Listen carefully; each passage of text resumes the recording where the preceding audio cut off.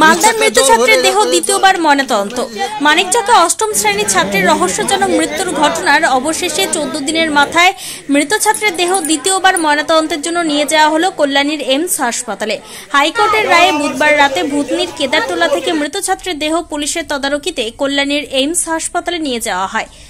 উল্লেখ্য, গত 2রা জুলাই বুধবার গভীর রাতে মালদার মানিকচকে এক বেসরকারি স্কুলের হস্টেল ঘর থেকে শ্রীকান্ত মণ্ডল নামে বছর 14 অষ্টম শ্রেণীর এক ছাত্রের ঝুলন্ত মৃতদেহ উদ্ধার হয়। ভূতনির হীরানন্দপুর অঞ্চলের কেদারটোলার ওই ছাত্রের হস্টেল ঘরে অস্বাভাবিক মৃত্যুর ঘটনায় বিদ্যালয় কর্তৃপক্ষ আত্মহত্যার দাবি করেন। এমনকি মালদা মেডিকেল কলেজ হাসপাতালে মৃত ছাত্রের দেহের ময়নাতদন্তের রিপোর্টেও আত্মহত্যার কথা উল্লেখ করা হয়, কিন্তু আত্মহত্যার দাবি মানতে নারাজ হন মৃত ছাত্রের পরিবারবর্গ।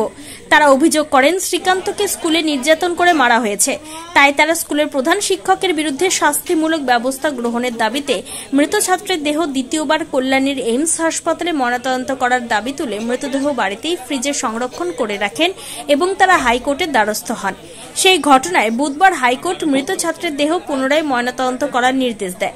সেই নির্দেশ মোতাবেক পরিবারের লোকজনদের উপস্থিতিতে পুলিশ ফ্রিজে সংরক্ষণ করে রাখা দেহ গাড়িতে চাপিয়ে কল্যাণীর এইমস হাসপাতালে নিয়ে যায় দ্বিতীয়বার ময়নাতদন্তের জন্য।